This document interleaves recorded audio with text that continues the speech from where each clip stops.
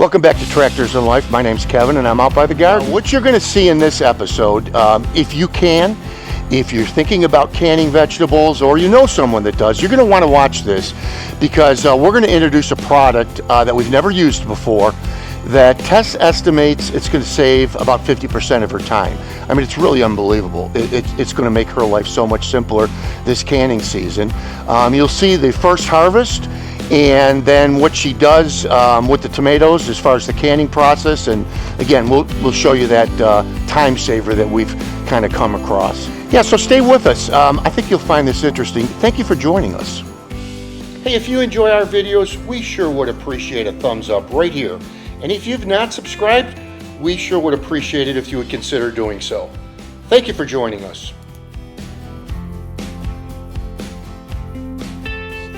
I saw you picking from this side, taking all the bunnies beans out of the young rabbits. Like to come here and eat some of the bean leaves that are sticking out. And you know, it's a rabbit year and a lot of young ones out there, so you know, we actually kind of encourage it. In the garden. You're not allowed here. I know. I'm only allowed to build it. I'm trespassing right now.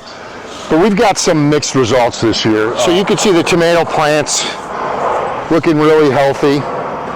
And then on the opposite side of the garden are the peppers, which Tess is going to be picking some of those. And then the cucumbers have been really, really good this year. We frankly have more cucumbers than we know what to do with. If you look kind of in the middle of the garden, the results have not been great. I think we've got some soil issues.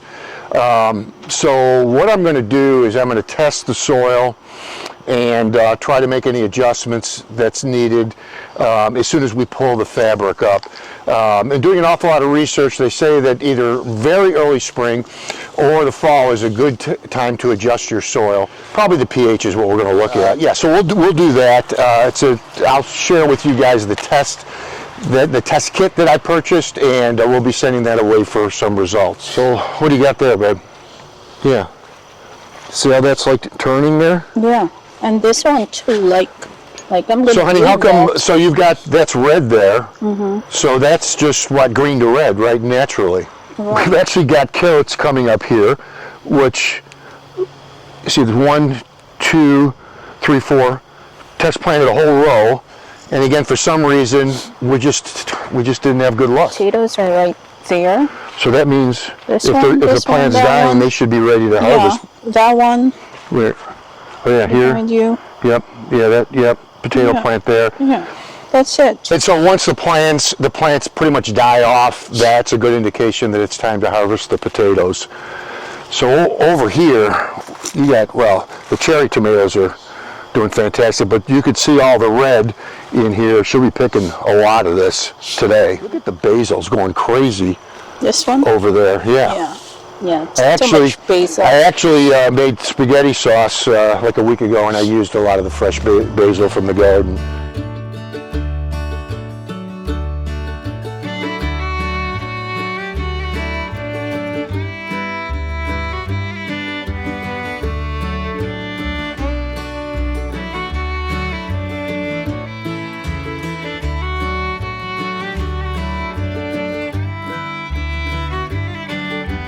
Well, not bad. This is Tess's first harvest. Let's see, we got a little bit of potatoes, some wax beans, green beans, the peppers. She's going to hold off on getting the rest of the peppers, cucumbers, San Marzano tomatoes, and some cherry tomatoes. That is a pretty good haul for the day. All right, we're going to demonstrate the machine for you now. Tess started messing with it a little bit ago, and you've learned a few things, right? Yeah, it is this thing. It doesn't even have a brand. It just says electric sauce making machine. Right. We'll put a link in the description. It's made by Veggie, which we're all pretty familiar with. So here's the premise. This is a pestle. Lifts out. There's a hole in the bottom. She pushes the tomatoes through, it goes through the grinder, and theoretically this is the waste. And if you look at it's, let me get a close-up, you can see what's in there is seeds. And that seeds and skin, which is what you don't want. And then it puts the pulp on this roller, And, well, you know what? Let's show them. Easier to show them than to... Oh, yeah, let's show them this. Show you guys this. Now, this is what's interesting. This is the tomato pulp paste or whatever that's coming out. So when I make sauce, I will use 2 of these jars, and a small one. But that's tomato pieces. That's when she boiled the tomatoes, de-seeded and what have you. I was just telling Tess that I believe what's going to happen is I'm going to use half the amount. I think I'll only use 1, maybe 1.5 jars versus the 2.5 because it's much more concentrate. But what it's eliminating is her having to boil the tomatoes, de-skin them, de-seed them. I mean, it's a tremendous amount of time saving. So let's start it up. Now, unlike a lot of other ones on the market, this is electric. So there's no crank that she has to do. And you can see coming out is everything but the waste going into, and she's got it, she actually had one of these from her canning kit, and man, you don't get any simpler than that, do you, honey?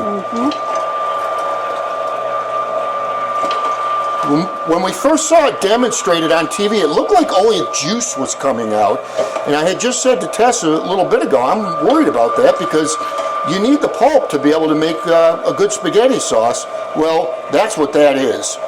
So it's going to be very rich and packed full of flavor. Once again, these are the tomatoes that we use. These are San Marzano tomatoes. Anymore, we use those exclusively. If you go to Italy, this is the prominent tomato. It has a different flavor. I think a more concentrate flavor than you know, some of the other tomatoes that you can use for slicing on sandwiches and burgers and things like that. If we take a look back to last year's video that we did on canning, notice Tess first had to go through and core the tomatoes, and then she had to makes it easy to boil them to peel the so that it would loosen up the skins. And once it came out of the boiling water, then the tedious task of first going into an ice bath to stop the cooking, and then having to peel the skins. All this is all eliminated now by this machine. I think this is going to be fantastic. Man, that is really going fast. Now, this is real time. I'm not going to edit this. Let's take a look at how fast she can get a complete jar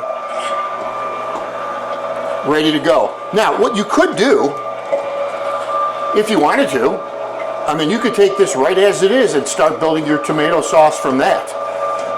But what we do, as I'm sure you probably know by now, is we're going to can this. And matter of fact, let me, as soon as Tess is done, I want to show you where we put all this, how we store it. Look, you're about done. Matter of fact, I would stop because that's going to overflow, I think, isn't it? It's going to overflow. Yeah, you can take, you got the spoon right there. You could fill it up if you want. So, 4 minutes is how long this took. Okay, I made this for Tess a couple years ago. It's where she keeps all her it's where she keeps all the jars. But I want to show you something here. Look at this.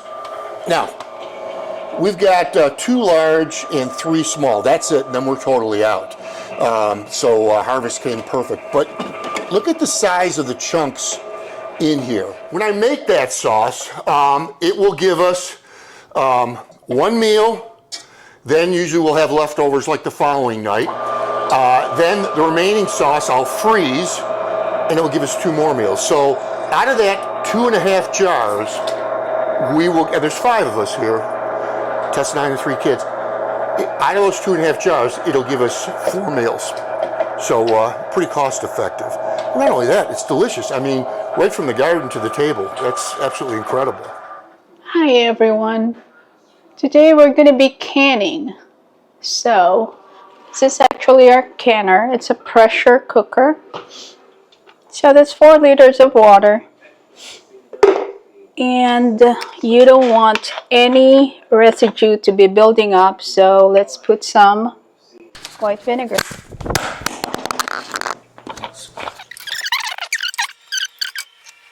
The steam is going to come out from here. So obviously that's your gauge. And what number do you let it go to? Was it 1, 2, and 3? Okay, so we want it at 2. Okay. And it actually depends on the elevation. So this is the pressure cooker that I am using. And as you can see in the guidelines, we are doing raw packing, and we are doing the quartz. And it says here 25 minutes to cook, to process. And it does give you a guideline that you are going to be doing setting 2 if you are 0 to 4,000 feet of sea level elevation. And I had to look it up. We are in Buffalo, New York, and it says that we are 600 feet sea level elevation. Have to, when it gets to 2, it's done, or do you have to go further? You have to go further for like 45 minutes. Oh, okay. How do you, so it gets to 2, how do you keep it from rising to 3? Well, there is actually a setting right here. Oh. At first you set it to steam, and when you're seeing the steam and you're gonna hear it, that you will, that's gonna be your cue to move up to 1. And then wait till the dial gets to 1, and then you go to 2. Go to 2. So then you set your timer for 45 minutes. Okay. While it's at 2. Gotcha. There's one thing that I did not check, because this one has a gasket. Oh. So you have to make sure that this one is not broken. Okay. And then you have to make sure that this one works. There. So you have to make sure that that one is clear, like you can see through it. See. Oh, okay. All the way through that. Yeah. Otherwise, if this one is clogged, then the steam is not going to come out. Which could get dangerous. Yeah, because you're building up pressure Yeah. within that canner. So then you lock it down again. Okay. There you go. And what do you just start it on high? Just start it on high. Yeah. Until you see that steam come out. All right, so now we have to wait, and we'll come back to you guys when we have steam. So it is about time that the steam is coming out. I don't know if you can see. So we can bring it up to 1. And we are still on high. And we will see that dial going up. And as you can see, there's also some steam coming off from here. So as you can see, our dial came up to 1, and now it is time to bring it up a little bit to 2. And now let's see what it's doing. So we are on 2. That's the dial on the setting. And I will lower this to medium, let it process. I guess I am very overly cautious that I do not just do 25 minutes. I always do 45. So it's been about 45 minutes that we have been processing. So we can turn that off. Okay, oven stove is off. Yeah. And give it a few minutes. And we are going to turn this down. Release the steam. Okay. To 1. And as you can see, that one is dropping.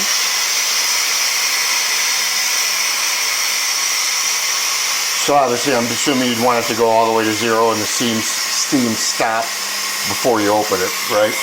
Yeah, I mean, you are on 1 right now. Okay. So it's going to go down to 1. Right. And then go down a little bit more until you see that steam. And that will go down all the way to 0. Okay, so the steam is stopped. Yeah, so it means that it's safe to open it. And let's see how we did.